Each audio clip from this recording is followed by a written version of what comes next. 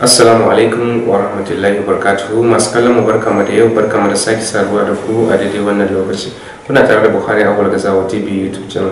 To masu kallon mu da sauraron mu kamar yadda muka saba a duk mako muna kawo muku ƙayataccen shirin namu na ra'ayin matasa. To wannan mako ma mun kawo muku wani ƙayataccen shiri. Yau a wannan mako za mu tattauna ne dangance da irin yanda ƙasashe suke ta kokarin su ga sun fitar da Faransawa a ƙasashen su. To bugu da ƙari kowa ya gani kamar yadda ƙasar Cote d'Ivoire da ƙasar Burkina sun kai kokarin fidda ikon Faransawa daga ƙasar su kuma suka fice daga nan kuma wai sai suka zo Niger suka zo har Doso. To wannan dalili yasa muka ga ya kamata a ce matasa mu tashi tsaye da kanmu mu haɗa kanmu mu ma mu nuna rashin jin daɗin mu kamar yadda sun ka shigo a ƙasar mu. Wannan dalilin yasa muka ce bari mu zauna mu tattauna dangance da wannan bayani. Ku biyo mu domin kallon wannan shirin namu na wannan mako.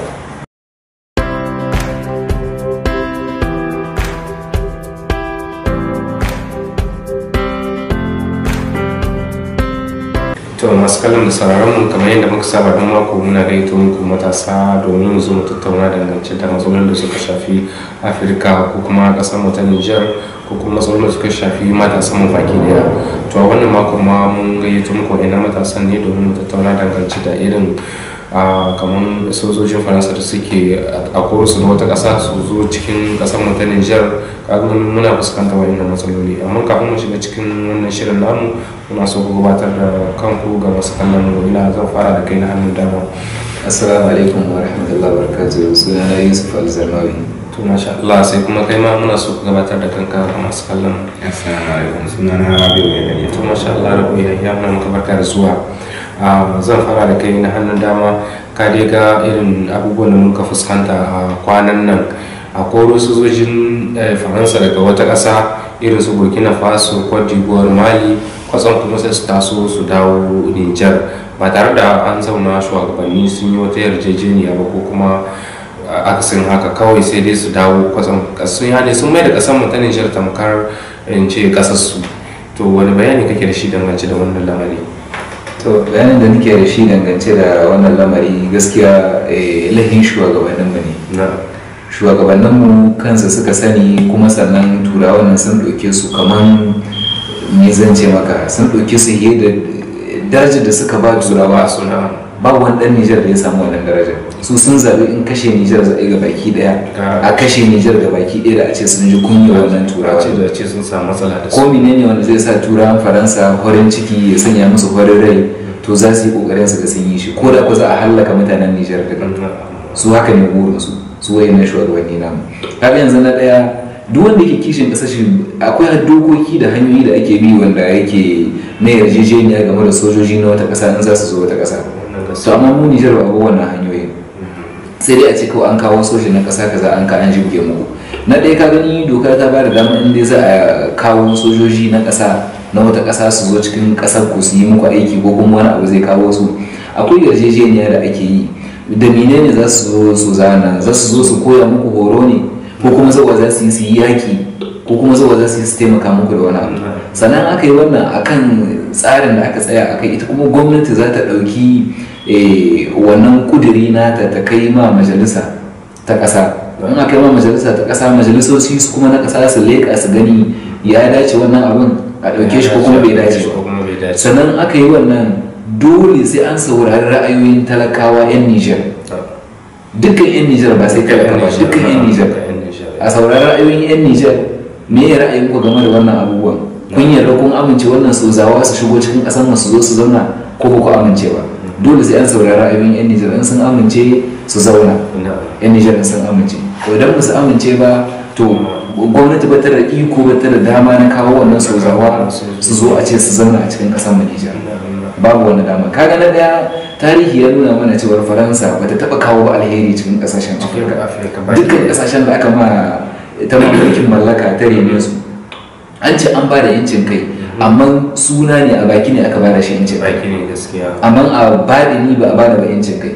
A zahiri ne aka nuna mana duniya cewar wannan kasashe Faransa ta ba su yancin kansu. Amma mu dai Nijar, a cikin kasashen da Faransa ta ma mulkin mallaka, babu kasar da Faransa ta murɗe ma wuya ta shaƙe ta aka hana ta numfashi irin kasar mu Nijar. Har yanzu gaskiya. Har yanzu tarihi ya nuna mana cewa kasar Faransa dukkan irin mulkin mallaka ba su yi ba adalci banda kashe-kashe da zalunci da cin mutuncin wannan 'yan kasa da aka yi. Babu wani abin da Faransa suke yi. Wannan gaskiya. Na ɗaya kaga an koro sojojin Faransa daga kasar Gini. Wannan da aka koro su inda Nijar suka taho. Mali sun koro sojojin Faransa sun ce bisu san su. Da aka kore su ina suka tafi Nijar suka zo. An koro su daga Burkina Faso.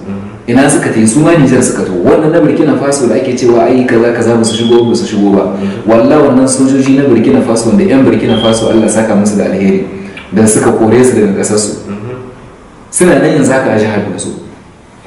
Yanzu haka wannan sojojin suna nan a jihar Doso. Kuma gwamnati abin da ta fake da shi wai su wannan sojoji na Faransa ai ba wai wa'annan bane wanda aka koro daga Burkina, su wannan sojoji dama suna nan suna baiwa sojojin Nijar horo ne. Kaga yadda aka buga kan 'yan Nijar ko? Wai suna nan suna baiwa sojojin Nijar horo ne, sannan wannan wanda aka koro daga Burkina inda sai suka zo suka kwatsama wannan na jihar Doso. Kowa dai ya gani a jihar Doso ba wai wata jiha ce wadda a ce ana yaƙi ko kuma ana ne. Suna zaman lahiya. To wayannan sojoji da su da makamansu kwantina ta yi abin da ta yi. Manya-manyan motocin yaƙi na sulke da sauransu sun yi abin da suka yi. Ganin idan kowa ne a cikin dukkan wanda yake sauraron labarai ko wanda yake kallon tashoshi daban-daban na labarai na TV. Kaga wayannan sojoji kwantinoni sun fi abin da suka fi. Manya-manyan motocin yaƙi sun fi abin da suka fi. Kuma wannan kwantinoni da aka gani wallahi ba wani abu ne muggan manya-manyan makamai a cikin wannan kwantinoni. Da bama-bamai da gubobin da suke cikin wannan kwantina Allah kaɗai ya sani, sai su wannan sozawa na Faransa su suka san abin da yake cikin wannan kwantinoni. Kuma sannan wannan kwantinoni da wannan makamai duk wanda ya ce su shigo ba Nijar to bai bibiyar labarai ya gaya labarai suke tafiya. Wannan kwantinoni da wannan motoci na soji da sauransu suna nan a jihar Doso. Kuma sun zo sun kutsuma 'yan uwansu wanda suke nan jihar Doso wanda suke cewa wanda gwamnati take cewa ai wannan sojoji na Faransa suna baiwa sojojin Nijar horo ne. To wannan sojoji da aka koro na Burkina Faso su ma suna nan. Sannan nan Mali da aka koro su ma suna nan kusa da Yamai. Suna nan kusa da Yamai. Kuma yanzu haka magana da muke maka kaga akwai wannan sojojin na ƙasar Faransa suna nan. Amma kuma yanzu haka inda yake da 'yan ta'adda tsakaninsu da birnin Yamai walla da wuce kilomita 100. Akalla 'yan ta'addar nan sun zo sun kwace wannan ƙauye kuma sun zauna sun yi diskur insu akalla na kusan awa guda. Sun kusa awa guda suna ba da diskur insu da sauransu da abubuwan da suke so a yi da sauransu. To menene amfanin wannan sojojin Faransa? Ba an ce ba taimaka mana suke so su yi? An ce taimaka suke. To ya ake kuma kullum ake kashe sojojinmu ne na Nijar? Ya ake kullum ake kashe 'yan Nijar? A kashe fararen guda, a kashe sojoji. Sannan su wa'annan sojojin na Faransa akwai jirage marasa matuƙa masu ɗaukan bama-bamai wanda kai Faransa suna da makamin da in su ga dama daga inda suke in suka halwa shi an san inda 'yan ta'addan nan. Shi wannan jirgi na drone ɗin nan zai halba maka makami wanda in daga kilomita nawa ake so ya kai zai iya kaiwa za a halaka wannan 'yan ta'adda. Duk abin da yake cikin ƙasa za a gani. Duk abin da yake cikin ƙasa suna gani kuma suna da kayan aikin sun zo da su don menene ake zuwa ake ta kakkashe mu. Saboda haka ba ma buƙatar sojojin Faransa. Wallahi wurin jinin shugaban ƙasar mu Bazoum Muhammad wurin jinin shi ɗaya ta ne a gurin mu ya cire mana sojojin Faransa daga ƙasar. In shi ba zai iya cire mana ba sojojin Faransa daga ƙasar mu. Ya bar ma 'yan Nijar a hannunsu, a bar ma matasa na Nijar. Matasan Nijar a bar musu abin hannunsu. Shi in yana jin kunyar Faransa ba zai iya hudda ta ba ka ama mutum juyin mulki, ka ama kaza da sauransu. A bar ma matasa tun da 'yan Nijar kai ka ce dan Nijar kake yin aiki to 'yan Nijar sun ce bisa son sojojin Faransa. Tunda mun ce ba ma son sojojin Faransa a cikin Nijar babu jiha inda za ka samu mutum ɗaya ya hutu ya duk wanda ya ce yana son sojojin Faransa wallahi yana cikin gwamnati kuma yana daga cikin wanda suka ci amanar Nijar wanda Faransa suke ba su cin hanci don a gamu da su a ci amanar Nijar. Amma wanda yake da kishin Nijar a cikin zuciyar shi ko mun kaɗan yin shi bai son zaman sojojin Faransa a cikin Nijar. To masha Allah ya kyau Malam Yusuf mun ji bayanin ka sosai da yake da ya kasan yanayin lokaci. Insha Allah zan dawo gare ka Malam Rabi'u. Ka dai ji irin bayanin da Malam Yusuf ya yi dangance da sojojin Faransa. Kan yi wani ƙarin bayani kake da shi a saman bayanin shi ko kuma waɗansu. Bismillahirrahmanirrahim. To sai dai mu ce ina lillahi wa inna ilaihi raji'un. Wanda sojoji kawai mu na ji malam Yusuf ya ce laifin gwamnatin. na'am za ka iya dan dagari da kasa guda. Ni a tunani na babu laifin gwamnati a cikin wurin laifin mu ne talaka. Gwamnatocin da mu a shekarun mu na nan gari da kin da tun kayan mu suke kuma su ne dai hanyar da ba su mutu ba su ne da su ne ake karkatar Nijar.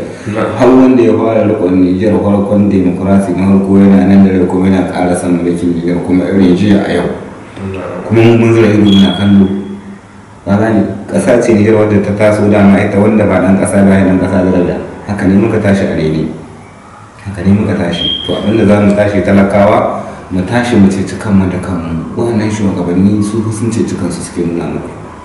Kamar yadda muke tunanin ba su ne hidda mana su wannan manya-manya wallahi ba zai iya ba. Wallahi ya ce hudda shi za su kashe shi. Dan akwai munafakai wanda Faransa ke reno 'yan Nijar ne. Wasu na cikin Nijar, wasu na cikin France. Kuma suna nan manyan sojoji. Wanda tsanantar da Allah wadai da manyan sojoji gare su har sun kasa kare 'yan ƙasa. 'Yan ƙasa ke tawa suna kare kansu. Biyu wajen hantawa sun ke kare kansu da kansu yanzu. Babu iko wajen. Suna da makamansu kuma gwamnati ta ƙara musu makamai wai su kare kansu. To kenan kowa haka suke so Nijar ta zama kowa kare kanshi. Su sun kare kansu. Sojojin da suke ɗebowa sai su kai yara can masu kishin ƙasar daji a kashe sauran su zo su yi gadin turawa. Kai kashi fa? To wanda babu dashin shugabanni illa da himmi talakawan Nijar tsoro ne da mu muna da tsoro ni ba zan masa faɗin wannan magana ba dan duk wani taku da ake man da wani kirari mu muna son zama lahiya ba ma son rigima ƙarya ce munafunci ne talaka da talaka ga yadda suke cin junan su amma talaka da incin ƙasa shi ga yadda yake gudu incin ƙasa ka neme shi saboda ɗanka da shi kanka ya huta amma rugawa kake dan ka kashe ka kuma ka ruga can kai gaba ka mutu to kenan ƙwarar ga mutuwa ta gida da waga mutuwa ta 10, 20, 15, 70, 60 da wani abu wallahi kwana guda mai kyau mai rabon ganin baɗe gani ta saboda wanga shugabannin ba sa tsoron Allah bare annabawan Allah bare alƙur'ani ba su tsoron ko guda kuma dukkanin su za a gan su da manahinci ana goro su suna karatun alƙur'ani cikin makaranta wani bidiyo wani hoto wai malam alhaji malam babawa ne kai ka shi fa nan shi ko macuci ne bai hudi ne ka kwaso al'ada yahuda ka zama mana cikin ƙasa ka kaso yahuda kun zo mana cikin ƙasa kana gani tare-taren da ake yi lokacin da wannan suka shigo za su shigowa cikin garin doso wai aka ɗauko wani taro wanda zai janye mana hankali na hana haihuwa shi kuma jan hankali na ake mana don mu saki wani an san mu muna son haihuwa mu musulmai ne al'ada ce wanda bata shahi addinin ba dole sai mun korafi akan ta an saki baki a can su sun su kawo sansani su da kyau ko mu ƙabilu ne ƙasashen mu sai su komo su inda duk kabilin da aka nemo kusa an same ta su rarraba mana makamai a kabilu su mai da mai Ethiopia abinda suke neman kenan kuma su kwashe su wuce mai ta kashe junan mu su da ma manyan kudaden nasu suna cikin makwabtan kasashen mu dan siyasa na akwai da ke da telam sanar da 300 akwai mai otal akwai mai menene wanda ko dan Nijar babu karamin mota kuma har yanzu san shi muke yi to mun da muke yan Nijar sauri sai in ce wanga dan uwana ne wanganawa ne kabila ta ne dan jiha ta ne dan Nijar ka ashe wannan ni uwa ɗaya uba ɗaya waɗannan manya kuɗaɗensu na cikin bankin turawa ɗiyansu na makarantu waje turawa ke gadin su mu Allah ne ke mana komai kuma mu ne ke zuwa mu zuwa haƙura mu ake cuta kuma mu muke zuwa mai zaɓe kuma mu muke zuwa ido ya kamata mu tashi ina mali da ke ga burkina ga kwantibar kowa ya tsane su ne ya kamata mu ma mu tashi ba su ba zai iya hudda turawa ba sai dai ya kafa su ya girka musu wurin zama da ya ce hudda su kashe shi za a yi mu ne nashi mu za mu kama mishi in mun kama mishi ya kama mu in mu kama mishi ba wallahi ba zai iya ba wallahi kashe shi za a yi mu ne talakawa za mu tashi mu goya mu nemi hudda su kuma ya koya mana baya in yake goya mana baya da mun ga an fara kashe mutanen mu to har shi ma da ɗaya ne kwar har shi ya wuce bisu don ba su da amfani ga baki daya dan abin da ake yi mana ne duk duniya ba kasar da ake yi ma cikin Afirka dai babu tun da na taso da wayo na ni azaba ce nake gani ana yi ma yan kasa ta Nijar kala bakin jin daɗin Nijar ya mai in kana da ko kai iko da ka fita daga wannan magana ta kare ko aikin gwamnatin ma sai in kai wani ne akwai ma'aikatan gwamnatin ga sanan su da kansu sun ma hika tsoro kai talakan kuma da kansu Allah sai ya jira su ɗaya bayan ɗaya musu tambaya dama su manyan sun more ai sun je turai suna jin daɗin su da ai mana na mutan gaskiya kai karamin ma'aikaci da salarakin ka da an yi kwana 15 ka kuma cin wani shinkafa da yashi da mai ƙarshe da wata ya kai 20 daga roƙo za a ƙare ba to me kwana ma talakan da kai talaka ya zuwa ya aikin ƙarshen shi ya samu abin zai ci yadda yake so saboda Allah to talakawa Nijar kuma tashi mu hidda wannan mutane fasi wa'anga tare da ake yi mu bar biya so nan taro mu komo dai wannan wurin da ya na fari waɗannan mutane a hudda su daga Nijar zancen mu ce shugaban ƙasa ya hudda ba zai iya ba wallahi kashe shi za su yi mu tashi da kanmu mu yi kururuwa mai ihu mai mutuwa ya mutu su yi magana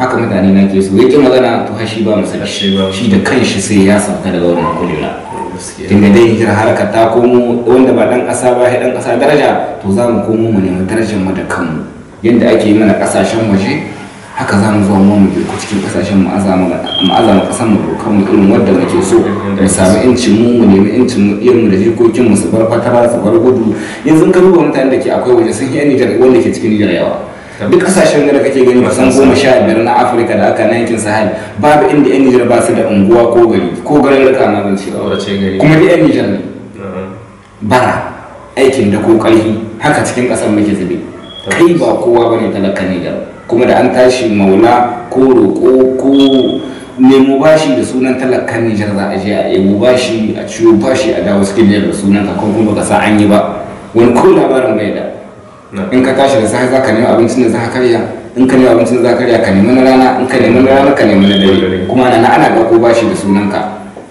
to wallahi abin da nake ba shawara talakawa kuma tashi mu hudu wannan mutane makiyan Allah ne Yahudawa ne makiyan Allah makiyan manzon Allah sallallahu alaihi wasallam abinda suke so su kawo mana cikin kasan mu faransanci ne suke so mu aikata a zahiri domin ce faransawa bane kabilu ne kuma musulmai kuma afirka dan mu wanga azaba ta ashe mu kawai ya kamata mu kudu tsoro yan Nijar matasa mu kudu wanga mutana mu bar lallaba gwamnati wani mu lallabe shi dan Allah dan annabi wannan mu ashe ta ko wani sarki ko wani kusa cikin gwamnati dan Allah da annabi ku hudda babu dan Allah babu dan annabi ku hudda su ko mu hudda su kai mu hudda su ma yake wannan dan ba za su iya hudda ba babu dan Allah su hudda kawai ɗan Nijar ku tashi mu hudda faransawa daga ƙasar mu kawai to masha Allah malama na ji bayanin da kai ma ina roƙo ubangiji wannan bayanin naka ya kai ga kunnuwan talakawa na Nijar baki da ya sa su yi aiki Allah sa kuma su yi amfani da shi zan dawo gare ka mali duk da yake dai lokaci da ya hararan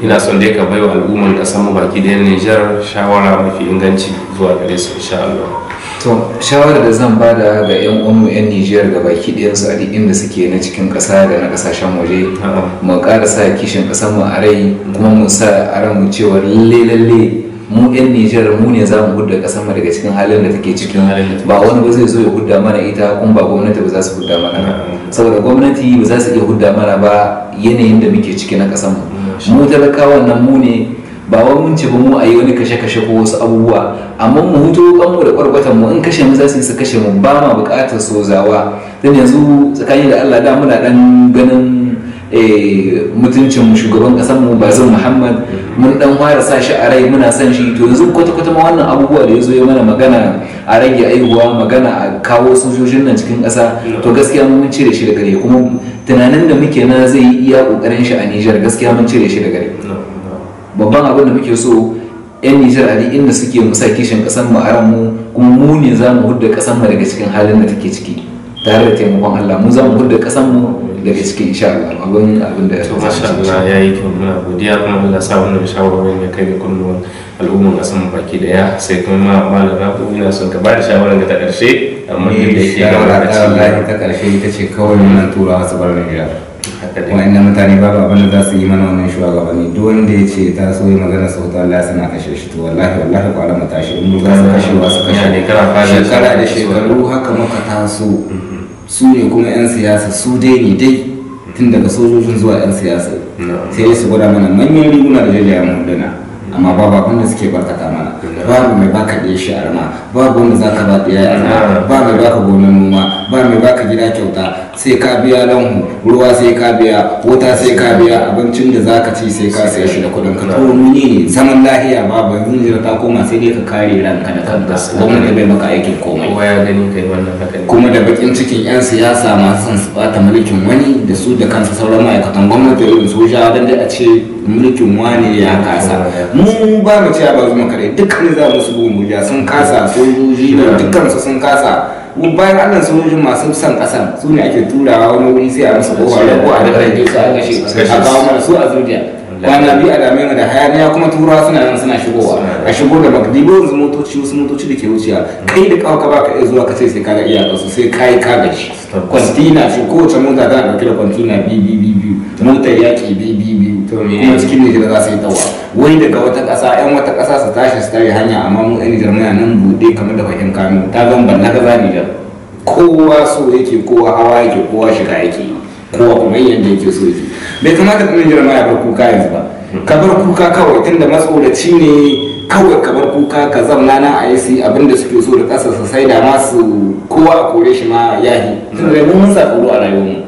ko abin ne zai ga yan yara yan kuci yan ƙanana in ka duba ƙasar maka sau kamar ba malaman musulunci addinin musulunci zan ka amshi wayar ɗan Nijar guda wallahi kan ka samu wa'azin Nijar guda ka samu 99 na ƙasar waje kamar ba malama an shaɗe su an turza su sun bace matasa kuma tashi mu nemo addinin mu nemo al'adar mu nemo kasar mu nemo imanin dan imanin mu ma ya bace wannan matana sai dai su gura muku gaban sallah da an ce Allahu akbar su ne gaba ba su da imani ku da ke ba kun yi imani to ku yi kokarin koma gaban nan kuma yi su baya wannan mutane ba su iyawa ba za su yi daga daga bakin cikin da muke ciki ba sai mu tashi da kanmu mu da kanmu mai mutuwa ya mutu na ko kwan lafiya shi so masha Allah mallam rabu muna godiya sosai amma muna so ga dan ban kwana da masu kallon mu malam Yesu assalamu alaikum wa rahmatullahi to kai ma ka dan ban kwana assalamu alaikum wa rahmatullahi ta'ala wa to masu kallon da sauraron mu anan muke son mu kawo karshen shirin namu na wannan mako sai ku biyo mu kuma wani mako idan Allah ya kai mu ku huta lafiya azza